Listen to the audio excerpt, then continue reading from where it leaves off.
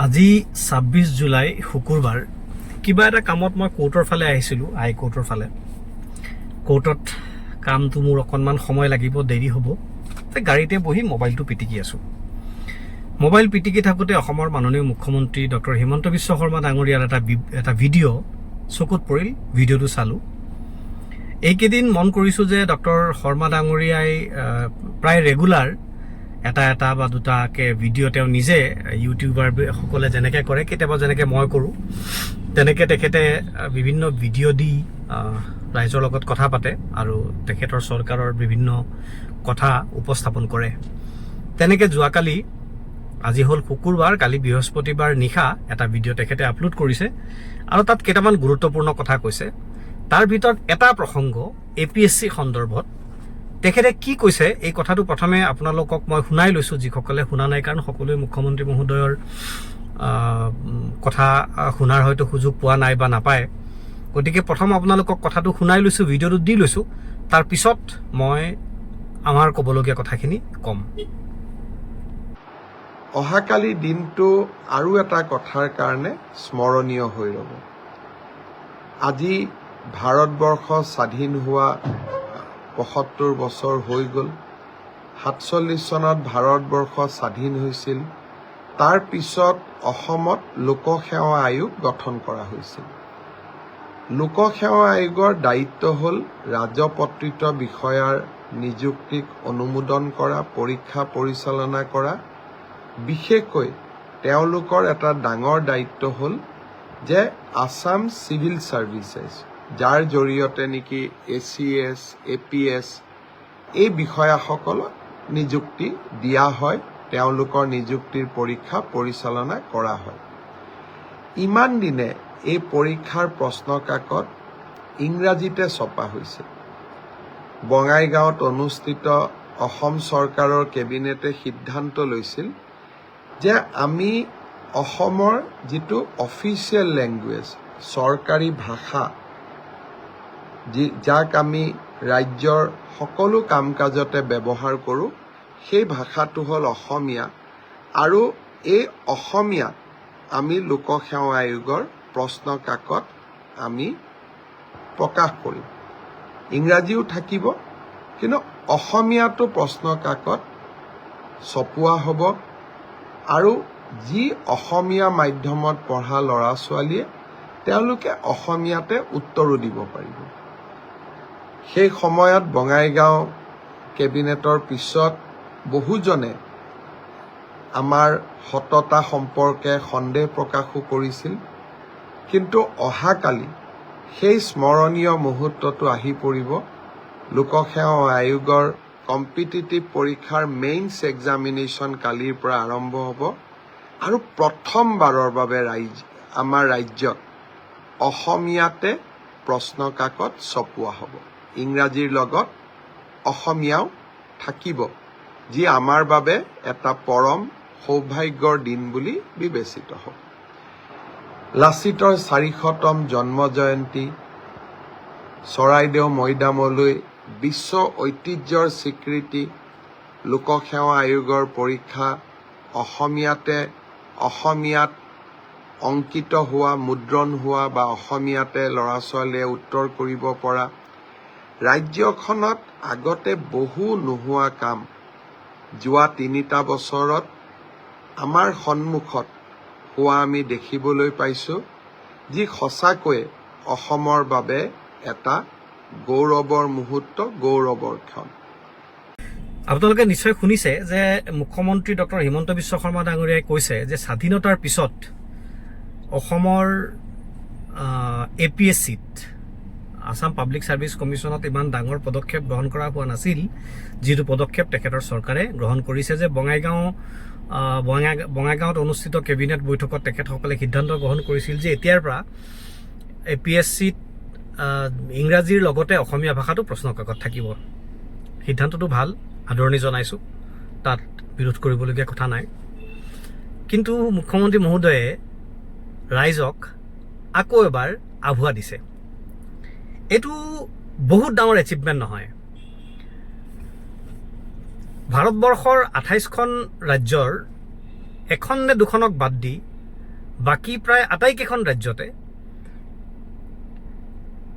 APSC বিলাকৰ মানে public service কমিশ্যনবিলাকৰ পৰীক্ষাত ইংৰাজীৰ লগতে তেওঁলোকৰ স্থানীয় ভাষাৰ প্ৰশ্ন কাকত থাকে। এইটো এটা নিয়ম, এইটো এটা ইউনিভাৰ্চেল ৰুল। গোটেই ভাৰতবৰ্ষৰ আটাইকেইখন ৰাজ্যত, প্ৰায় আটাইকেইখন ৰাজ্যত এই নিয়মটো প্ৰযোজ্য। গতিকে মুখ্যমন্ত্ৰী মহোদয়ে যিটো কাম কৰিছে বা চৰকাৰে যিটো কাম কৰিছে, এইটো এনেকুৱা নহয় যে আন কোনো ৰাজ্যত নাই, আন কোনেও কৰিব পৰা নাই, অকল তেখেতসকলেই কৰিছে, সেইটো নহয়।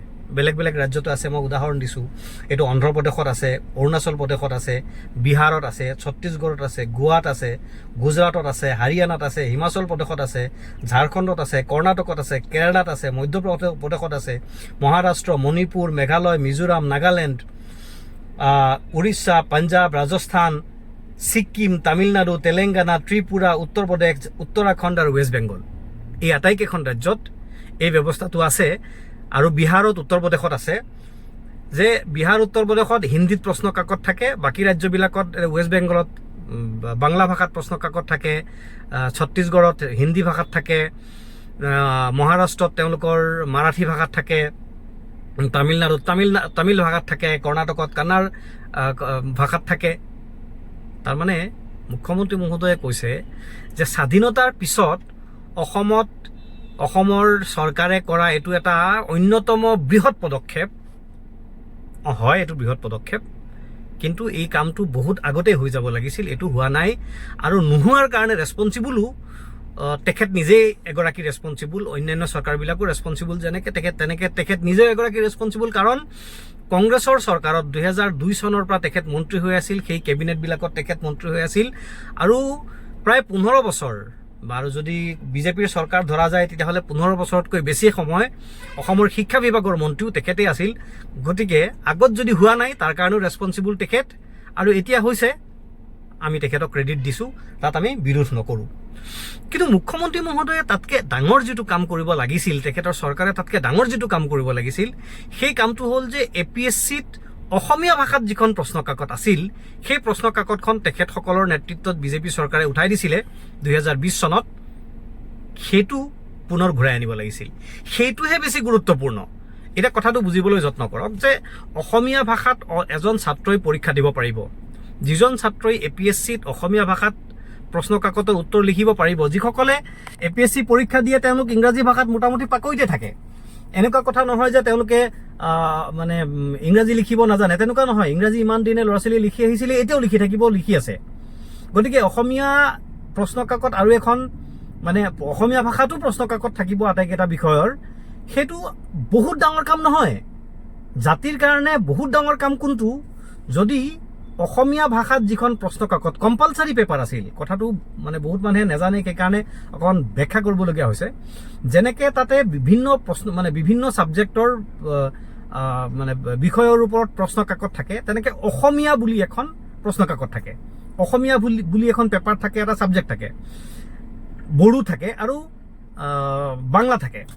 যে বৰাক ভেলীৰ ল'ৰা ছোৱালীয়ে বাংলাত পৰীক্ষা দিব, মানে বৰাক ভেলীৰ ল'ৰা ছোৱালীৰ কাৰণে সেই বিষয়টো বাংলা হ'ব, বড়োলেণ্ডৰ কাৰণে সেইটো বড়োত হ'ব, আৰু বাকী ব্ৰহ্মপুত্ৰ ভেলীত এখন অসমীয়া হ'ব।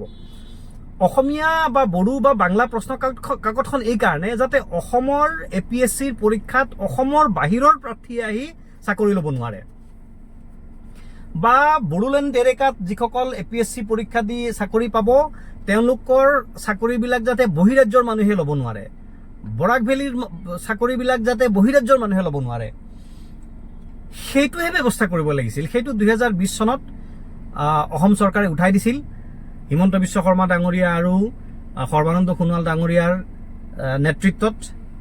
এইকাৰণে তেওঁলোকে উঠাই দিছিল যাতে হিন্দী ভাষী ৰাজ্যবিলাকৰ বা অন্যান্য ৰাজ্যৰ মানুহে যাতে অসমীয়া মানে কম্পালচাৰী পেপাৰখন দিব নালাগে, আৰু তেতিয়া বহিৰাজ্যৰ ল'ৰা ছোৱালী আহি যাতে অসমৰ APSC পৰীক্ষাত পাছ কৰি যাতে অসমৰ চিভিল ছাৰ্ভিচৰ চাকৰিবিলাক ল'ব পাৰে।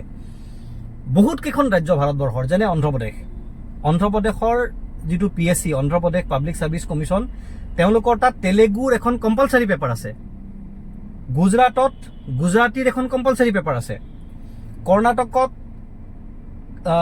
কানাড়া ভাষাৰ এখন কম্পালচাৰী পেপাৰ আছে, কেৰালাত মালায়ালম ভাষাৰ এখন কম্পালচাৰী পেপাৰ আছে, তামিলনাডুত তামিল ভাষাৰ এখন কম্পালচাৰী পেপাৰ আছে, ৱেষ্ট বেংগলত বাংলা ভাষাৰ এখন কম্পালচাৰী পেপাৰ আছে। অসমতো APSC এক্ট মতে এখন কম্পালচাৰী পেপাৰ আছিল, কিন্তু বিজেপি চৰকাৰে এই পেপাৰখন উঠাই দিছে। ফলত আপোনালোকে গুগল চাৰ্চ কৰিলে পাব যে ইতিপূৰ্বে তেওঁলোকে এইটো উঠাই দিয়াৰ পিছৰ কেইবছৰ অসমৰ বাহিৰৰ প্ৰাৰ্থীয়ে সিদিনাখন ক'ৰবাত বাতৰি কাকতত এটা বাতৰি দেখিছোঁ, দুটা উপাধি লিখিছে।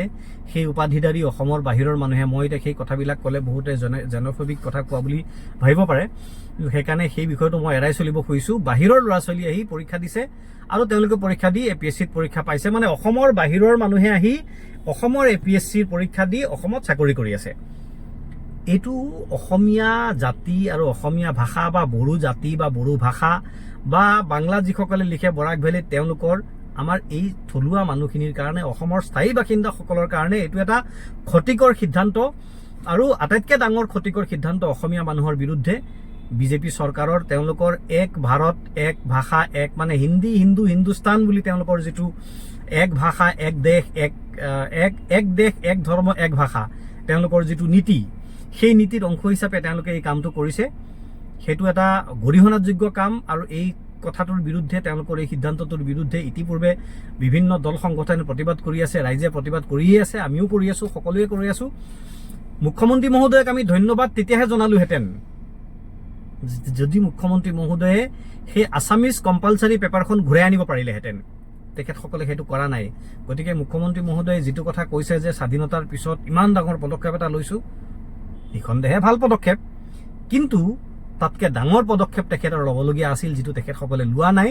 আৰু সেইকাৰণে আমি এই তেখেতসকলে যিটো নতুন সিদ্ধান্ত লৈছে, এই সিদ্ধান্তত আমি বহুত উৎফুল্লিত হ'ব পৰা নাই। আমি উৎফুল্লিত তেতিয়াহে হ'লোহেঁতেন, মুখ্যমন্ত্ৰী মহোদয়ক আমি অভিনন্দন জনালোহেঁতেন যদি আছামিজ কম্পালচাৰী পেপাৰখন তেখেতসকলে ঘূৰাই আনিব পাৰিলেহেঁতেন। আপোনালোকে কথাখিনি কেনেকুৱা পালে, মই ভুল ক'লোঁ নে শুদ্ধ ক'লোঁ, যদি আপোনালোকে কমেণ্ট কৰি জনায় উৎসাহিত হ'ম। জাতি এটা বাচি থাকিবৰ কাৰণে জাতিটোৰ ভাষাটো বাচি থাকিব লাগিব। ভাষাটো বাচি থাকিবলৈ হ'লে ভাষাটোৰ চৰ্চা হৈ থাকিব লাগিব। বিজেপি চৰকাৰৰ দিনত 6000 অসমীয়া মাধ্যমৰ স্কুল বন্ধ কৰি দিছে। LP স্কুলত, মানে প্ৰাইমাৰী স্কুলত 3য় শ্ৰেণীৰ পৰা কম্পালচাৰী মানে হিন্দী, কম্পালচাৰী মেথমেটিক্স আৰু ছায়েন্সৰ কম্পালচাৰী পঢ়িবই লাগিব ল'ৰা ছোৱালী, অসমীয়া মাধ্যমৰ ল'ৰা ছোৱালী ইংৰাজী মাধ্যমত। তাৰমানে কি, অসমীয়া মাধ্যমৰ শিক্ষাৰ গুৰুত্বটো হ্ৰাস কৰিবৰ কাৰণে এইটো এটা অতি পৰিকল্পিত চৰকাৰী ষড়যন্ত্ৰ। এই কথাটো সহজতে মানুহে বুজিব পাৰিছে। গতিকে বিজেপি চৰকাৰে অসমীয়া ভাষা, অসমীয়া সংস্কৃতি, অসমীয়া সমাজ সভ্যতাৰ বিৰুদ্ধে যিটো অতি পৰিকল্পিত ষড়যন্ত্ৰ কৰি তেওঁলোকৰ হিন্দী হিন্দু হিন্দুস্তান এক দেশ এক ভাষা এক ৰাষ্ট্ৰ কৰাৰ যিটো তেওঁলোকৰ গোপন ষড়যন্ত্ৰ, এই ষড়যন্ত্ৰটোৰ অংশ হিচাপে এই কামবিলাক তেওঁলোকে কৰি আছে। আৰু ইয়াৰ বিৰুদ্ধে প্ৰতিবাদ কৰাটো নাগৰিক হিচাপে আমাৰ দায়িত্ব। মুখ্যমন্ত্ৰী মহোদয়ক আহ্বান জনাইছোঁ, মুখ্যমন্ত্ৰী মহোদয় আপুনি সকলো কামেই যে বেয়া কৰিছে তেনেকুৱা নহয়, বেছিভাগ কাম আপুনি বেয়া কৰিছে, দুই চাইডে ভাল কামো আপুনি কৰি আছে। এই ভাল কামটো আপুনি এবাৰ কৰি দেখুৱাওকচোন। যদি এইটো আপুনি কৰি দেখুৱাব পাৰে, আমি আপোনালোকক যেতিয়া সমালোচনা কৰোঁ তেতিয়া আপোনালোকে প্ৰথম উল্টা ৰিয়েকশ্যন দিয়ে, আমাক গালি পাৰে, কিন্তু পিছত আকৌ সেই কামটো আপোনালোকে কৰে যিটো ৰাইজৰ উপকাৰ হয়। গতিকে আপোনালোকে আমাক মানে উল্টা গালি পাৰিলেও আমি একো বেয়া নাপাওঁ, আপোনালোকে আমাক গালিয়ে পাৰক, আপোনালোকে আমাৰ বিৰুদ্ধে ষড়যন্ত্ৰই কৰক, আমাৰ পৰিয়ালৰ মানুহক ব্যৱহাৰ কৰি আমাক মানে নিৰ্যাতিত কৰক, আমাক বদনাম কৰাৰ চেষ্টা কৰক, এইবিলাক আপোনালোকে কৰি থাকক। আপোনালোকৰ মানুহৰ দ্বাৰা এইবোৰ আপোনালোকে কৰোৱায়, আপোনালোকৰ দলৰ এইটো সংস্কৃতি কৰক, কিন্তু জাতিটোৰ কাৰণে, দেশখনৰ কাৰণে এই কামটো কৰকচোন। APSCৰ কম্পালচাৰী অসমীয়া পেপাৰখন আপোনালোকে ঘূৰাই আনকচোন। এইখিনি কথা আজি ক'লোঁ, আপোনালোক সকলোকে ধন্যবাদ জনাইছোঁ। আৰু এই বিষয়ে এটা অপিনিয়ন বিল্ডিং হ'ব লাগে। এটা সৰু কথা লগতে কৈ থওঁ, জাতি আৰু জাতীয়তাবাদ কি বস্তু। আপোনালোকে অসম বিধানসভাৰ যদি কেম্পাছলৈ যিসকল আপোনালোকৰ যোৱাৰ সুবিধা আছে তেওঁলোকে চাব, আৰু যিসকলৰ কেম্পাছলৈ যোৱাৰ সুবিধা নাই তেওঁলোকে অসম বিধানসভাৰ নতুন যিটো বিল্ডিং GS ৰোডেদি আহিলে তাৰ মেইন গেটখন চাব। তাতে ওপৰত অসম বিধানসভা বুলি লিখা আছে, মাজত বড়ো ভাষাত অসম বিধানসভা বুলি লিখা আছে, তলত চাগে ইংৰাজী ভাষাত অসম বিধানসভা লিখা আছে। তাৰমানে অসম ৰাজ্যভাষা আইন মতে, ষ্টেট লেংগুৱেজ এক্ট 1961 ইণ্টাৰনেটত আছে, আপোনালোকে উলিয়াই পেলাই চাই ল'ব। ৰাজ্য ভাষা আইন মতে মানে ব্ৰহ্মপুত্ৰ উপত্যকাত প্ৰথম ভাষাটো হ'ব অসমীয়া ভাষা, দ্বিতীয় ভাষাটো হ'ব ইংৰাজী ভাষা। ব্ৰহ্মপুত্ৰ উপত্যকাত বড়ো ভাষা ব্যৱহাৰৰ কথা নাছিল, অকল বড়োলেণ্ড এলেকাতহে অফিচিয়েল লেংগুৱেজ হিচাপে বড়ো ভাষা ব্যৱহাৰ হ'ব, চাইনবোৰ্ডত বড়ো ভাষা ব্যৱহাৰ হ'ব। কিন্তু যিহেতু অসম বিধানসভাৰ অধ্যক্ষগৰাকী এগৰাকী বড়ো সম্প্ৰদায়ৰ ব্যক্তি, সন্মান কৰোঁ তেখেতক, সন্মানীয় ব্যক্তি, তেখেতসকলৰ জাতীয়তাবাদ, বড়ো জাতীয়তাবাদ ইমান প্ৰখৰ যে তেখেতে অসম বিধানসভাৰ যিমান চাইনবোৰ্ড আছে হয়েৰেজ আইনমতে এইটো কৰাৰ প্ৰয়োজন নাছিল। ব্ৰহ্মপুত্ৰ উপত্যকাত অসম বিধানসভাত বড়ো ভাষাত লিখাৰ প্ৰয়োজন নাছিল। লিখিছে, আমি বেয়া পোৱা নাই, তাত বাংলাটোও থাকিব লাগিছিল, আচলতে দ্বিতীয় ভাষা বাংলা হ'ব লাগিছিল, কাৰণ ব্ৰহ্মপুত্ৰ উপত্যকাত বহুত বাংলাভাষী মানুহ আছে। যদি লিখিব লাগে তৃতীয় বা চতুৰ্থ ভাষা বড়ো লিখিব পাৰিলেহেঁতেন, উচিত আছিল। অথচ অসমীয়াৰ পিছত নেক্সট দ্বিতীয় ভাষা ব্ৰহ্মপুত্ৰ উপত্যকাত অসম বিধানসভাৰ মাননীয় অধ্যক্ষই সকলো চাইনবোৰ্ডত আপুনি চাব অসম বিধানসভাৰ দ্বিতীয় ভাষা বড়ো কৰিছে। আমি তাৰ বিৰোধ কৰা নাই, আমি বেয়াও পোৱা নাই, ভাল পাইছোঁ। বড়ো ভাইসকলৰ জাতীয়তাবাদৰ প্ৰতি আমাৰ আন্তৰিকতা আছে, সন্মান আছে। মই ক'ব খুজিছোঁ যে অসম বিধানসভাৰ মাননীয় অধ্যক্ষৰ জাতীয়তাবাদ আৰু অসমৰ মুখ্যমন্ত্ৰী ডক্টৰ হিমন্ত বিশ্ব শৰ্মা ডাঙৰীয়া আৰু অসমৰ প্ৰাক্তন মুখ্যমন্ত্ৰী সৰ্বানন্দ সোণোৱাল ডাঙৰীয়াৰ জাতীয়তাবাদটো আপোনালোকে চাওক। বড়োলেণ্ডৰ এগৰাকী ব্যক্তি, বড়োভূমিৰ এগৰাকী ব্যক্তি অসম বিধানসভাৰ অধ্যক্ষ হৈ ব্ৰহ্মপুত্ৰ উপত্যকাত তেখেতে বড়ো ভাষা প্ৰযোজ্য কৰিবৰ কাৰণে প্ৰচেষ্টা চলাই আছে। অথচ অসমীয়া মানুহ হৈ, সিগৰাকীটো জাতীয় নায়ক হৈ, অসমীয়া ভাষা প্ৰযোজ্য হৈ থকা ব্ৰহ্মপুত্ৰ উপত্যকাৰ পৰা অসম বিধানসভাৰ আছাম পাব্লিক ছাৰ্ভিচ কমিশ্যনৰ পৰা, অসমৰ চৰকাৰী স্কুলবিলাকৰ পৰা অসমীয়া ভাষাক বিদায় দিয়াৰ ষড়যন্ত্ৰ তেওঁলোকে কেনেকৈ কৰিছে ৰাইজৰ চকুৰ আগত। গতিকে বড়ো ভাইসকলৰ জাতীয়তাবাদক চেলুট। আৰু আমাৰ মাননীয় মুখ্যমন্ত্ৰী আৰু মাননীয় প্ৰাক্তন মুখ্যমন্ত্ৰী, বৰ্তমানৰ কেন্দ্ৰীয় মন্ত্ৰী, যিসকলে অসমক নেতৃত্ব দি আছে এতিয়া চৰকাৰত, তেওঁলোকৰ জাতীয়তাবাদৰ স্বৰূপ পুতৌজনক। সকলোকে ধন্যবাদ জনাইছোঁ ভিডিঅ'টো শেষলৈকে চোৱাৰ বাবে। যদি আপোনালোকৰ কিবা ক'বলগীয়া থাকে অনুগ্ৰহ কৰি যদি তলত কমেণ্ট কৰি জনায়, তেতিয়াহ'লে যদি ভুল কৈছোঁ নিজকে শুধৰাবলৈ সুবিধা হ'ব। ধন্যবাদ।